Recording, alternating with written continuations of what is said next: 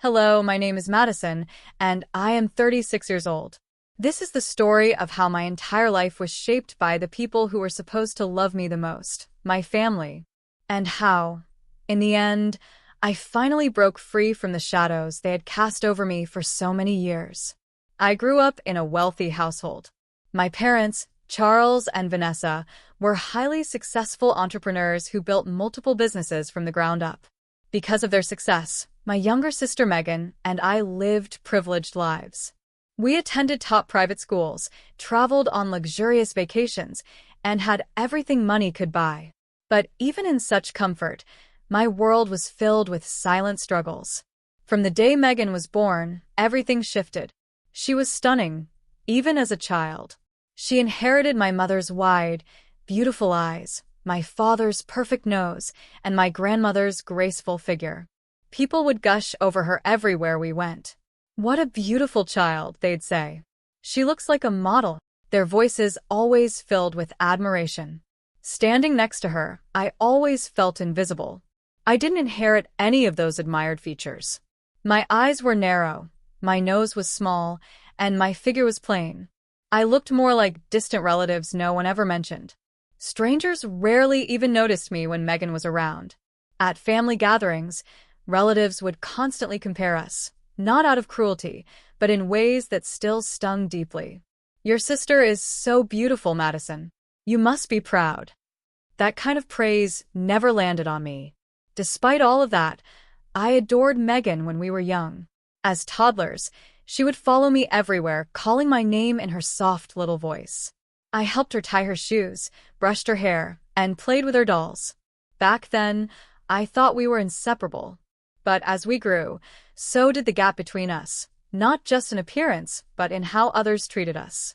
By the time Megan entered elementary school, talent scouts approached her for modeling jobs. Magazines wanted her face on their covers. Our parents were thrilled.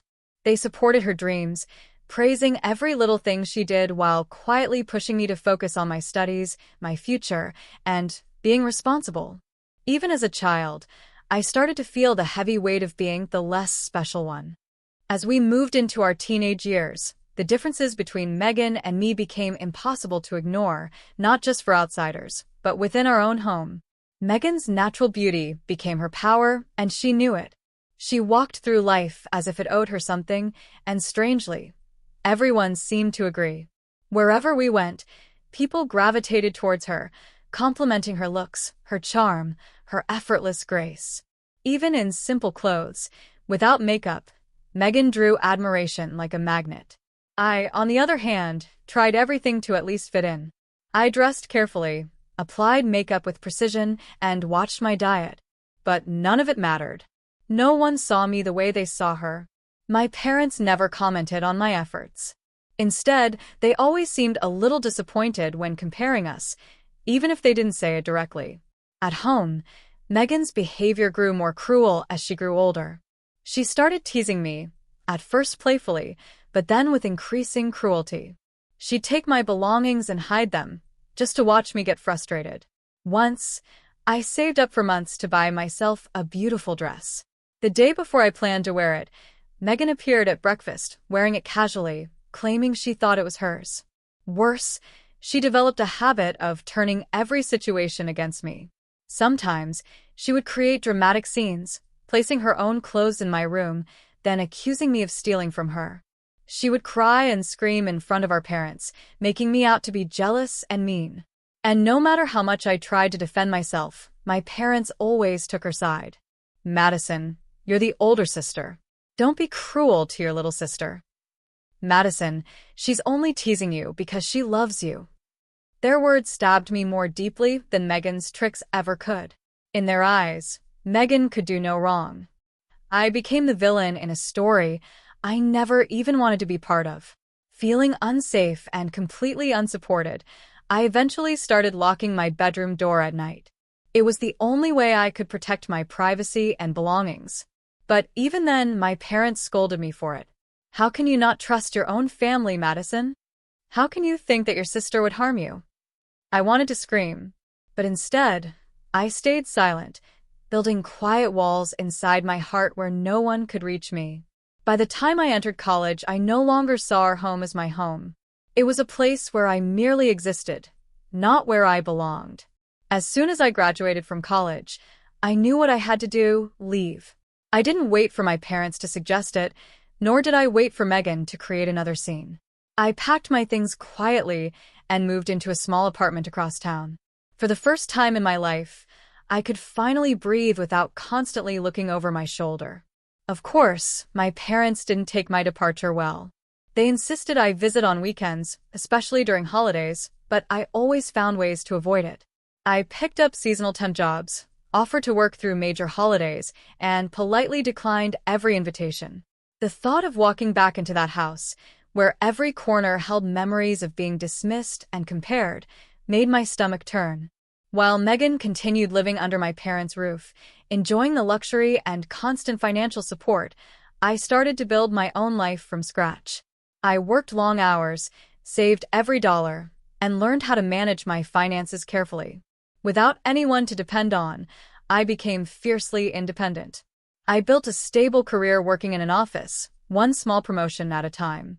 Ironically, the same parents who constantly reminded me to be responsible now rarely acknowledged my efforts.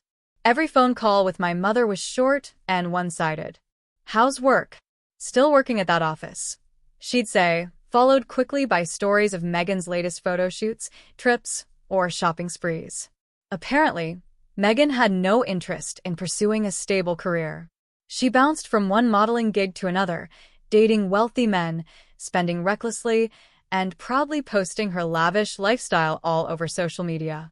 And yet, no matter how irresponsibly she lived, my parents kept funding her every whim, acting as though she was their precious little star while I remained invisible in the background.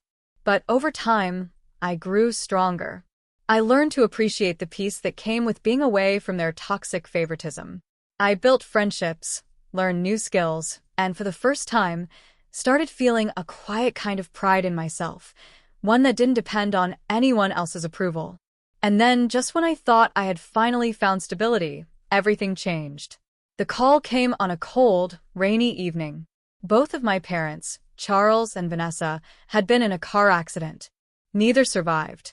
I froze when I heard the words. Even after all the distance and pain between us, they were still my parents. A part of me grieved deeply for everything we had lost, not just their lives, but also all the years that could never be repaired. The following days were a blur of arrangements, legal paperwork, and endless visitors. Since Megan had no idea how to handle any responsibilities, everything fell on my shoulders.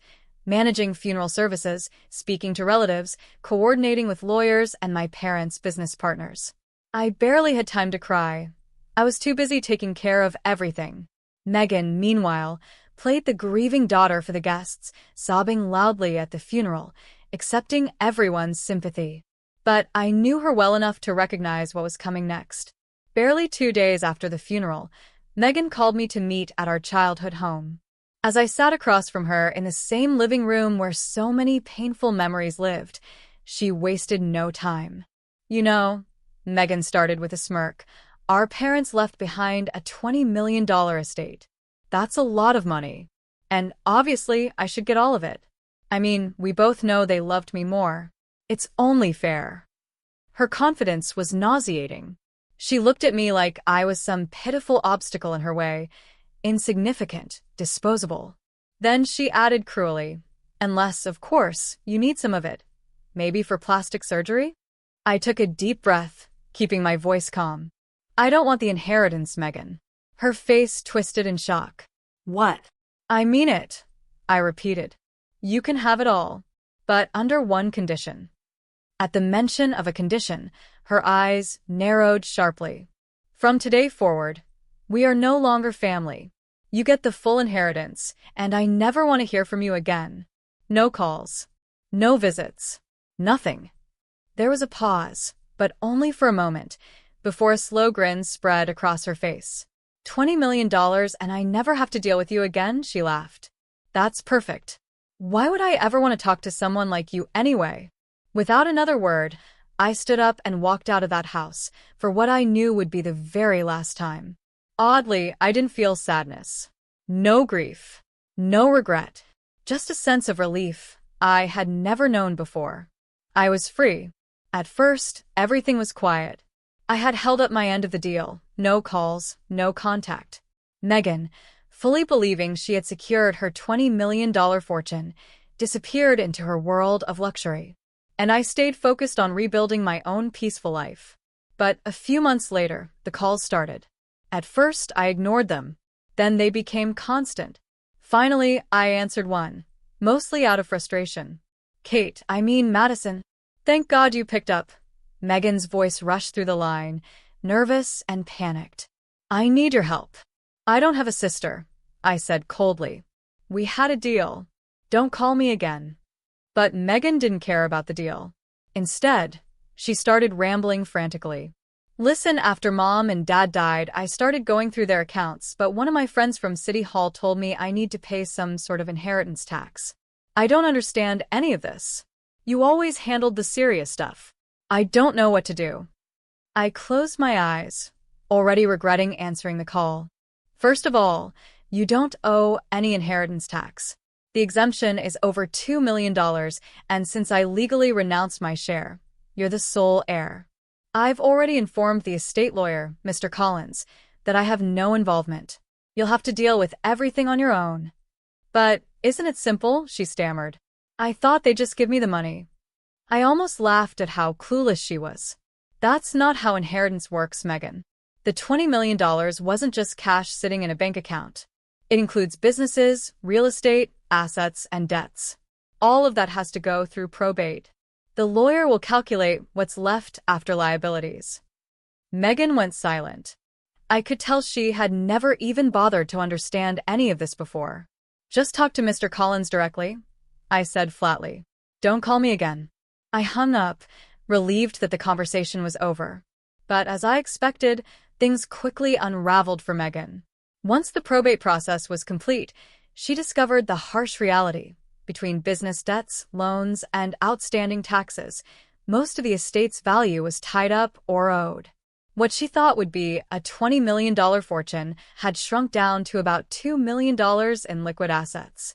To any normal person, $2 million would still feel like winning the lottery. But not to Megan.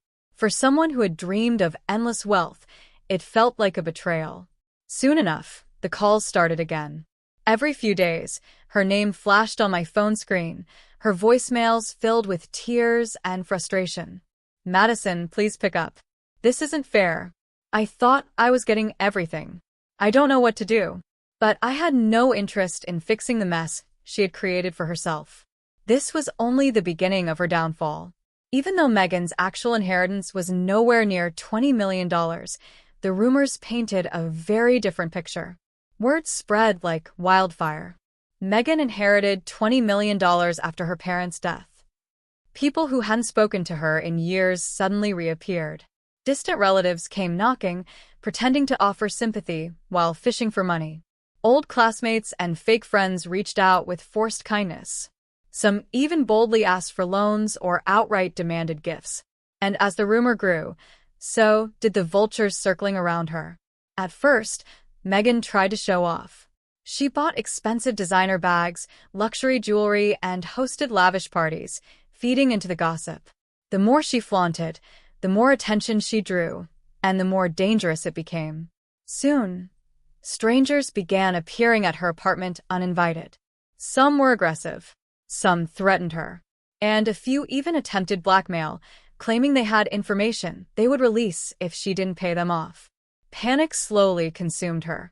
Once again, Megan flooded my phone with desperate voicemails. Madison, please help me.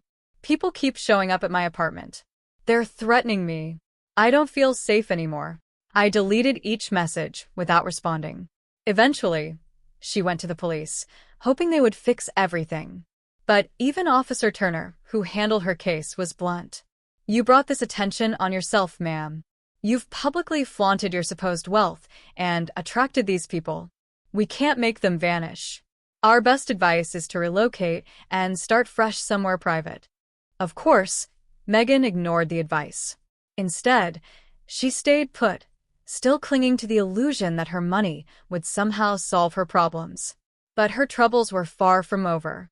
That's when Victor entered the picture. Victor arrived at just the right moment, when Megan was at her weakest. She met him at an upscale lounge through a mutual acquaintance. He was charming, handsome, and smooth with his words. He listened intently as Megan poured out her frustrations, her fears, and her bitterness about how everyone wanted her money. Victor was perfect. At least, that's what she believed. Within weeks, they were inseparable. Victor showered her with attention, always praising how strong and independent she was.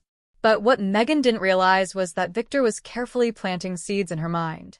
"It's dangerous to keep your money in banks," he whispered one night. "With all these people harassing you, someone could hack your accounts. If I were you, I'd pull everything out and keep it in cash somewhere safe, where only you control it." Megan, blinded by his affection, followed his every word. Against the bank's warnings, she closed her accounts and withdrew nearly everything she had left. The entire remaining fortune, almost $2 million, was converted into cash and placed inside a heavy safe in her apartment. Victor helped her install it. He even reassured her, "See? Now you're finally safe." The very next morning, Megan woke up to an empty apartment. The safe was open. The cash was gone. And so was Victor. Her entire fortune, everything that remained of her inheritance, had vanished overnight. The panicked calls resumed immediately. My phone lit up again and again with her desperate, sobbing voicemails. "Madison, please pick up. Victor took everything. I've been betrayed. My whole life is ruined. Please, I need you." But I didn't answer. This wasn't bad luck. This was her own doing. Her arrogance, her greed, and her blind trust in strangers had led her here. And now, Megan was finally facing the consequences she had spent a lifetime avoiding. After losing nearly everything, Megan could no longer afford the luxurious lifestyle she had once flaunted so proudly. The designer bags, luxury cars, and high-rise apartment were gone. With no place else to go, she moved back into our old family home, the very house I had walked away from years earlier. But peace didn't follow her there either. News traveled quickly, and soon distant relatives, fake friends, and opportunistic strangers found her again. Some came pretending to offer help. Others came demanding a place to stay, convinced they were entitled to her home simply because she had so much. Day after day, Megan was bombarded with knocks at her door, unwanted guests, and constant mental exhaustion. And with nowhere else to turn, she returned to the only thing she had left, my phone number. Twice a day, every day, my voicemail filled with her desperate cries. "Madison, please. I'm scared. People keep showing up. I can't live like this anymore. I need your help. Please let me stay with you." For weeks, I let the calls go unanswered. But one evening, as my phone buzzed again for what felt like the 100th time, I picked up. I spoke coldly. "Aren't you tired of calling every day, Megan? Are you really that desperate for someone to rescue you?" There was a brief silence, then her voice cracked through the receiver. "Madison," you answered. "Please, I'm begging you. I can't do this anymore. I hate this life. Just let me stay with you. I promise I'll change." Her voice was frantic, panicked, just like all the other times she had cried for help. But I knew better now. She wasn't looking for healing. She was looking for another escape, just like she always had. I stayed calm and firm. "Did you forget our deal? I gave up my share of the inheritance in exchange for never hearing from you again. You've broken that promise countless times. I'm sorry, Madison. Please forgive me. I swear I've changed." But her apologies meant nothing anymore. "No, Megan. This is the last time we'll ever speak. I'm changing my number after this call. You won't be able to reach me again. You're just wasting your breath and your money, leaving these voicemails." Her sobs grew louder. "Please, Madison, don't do this." I took a deep breath and ended the conversation with a truth that had taken me years to fully embrace. "Honestly, Megan, I feel free. The person who once made my life miserable destroyed herself. And now, for the first time in my life, I'm at peace. You'll have to figure out your own life without me." She screamed as I hung up, But I didn't hesitate. I turned off my phone, walked down to the mobile store that same night, and got a brand new number. Finally, she was gone and I was free. After changing my number and cutting the final cord that tied me to Megan, I felt lighter than I ever thought possible. For the first time in my life, my days were quiet. My nights were peaceful. There were no more voicemails filled with desperate pleas, no more emotional traps waiting for me. My world belonged entirely to me now. I moved into a new home in a quiet neighborhood far from where I had grown up. The space was smaller but filled with warmth, not because of expensive things, but because of the peace that lived within its walls. I decorated it exactly how I wanted, for no one but myself. At work, things flourished. My boss, Mr. Carter, called me into his office one afternoon. He smiled as he spoke, his tone sincere. "You know, Madison," he said, "I've watched you for years. You've grown tremendously.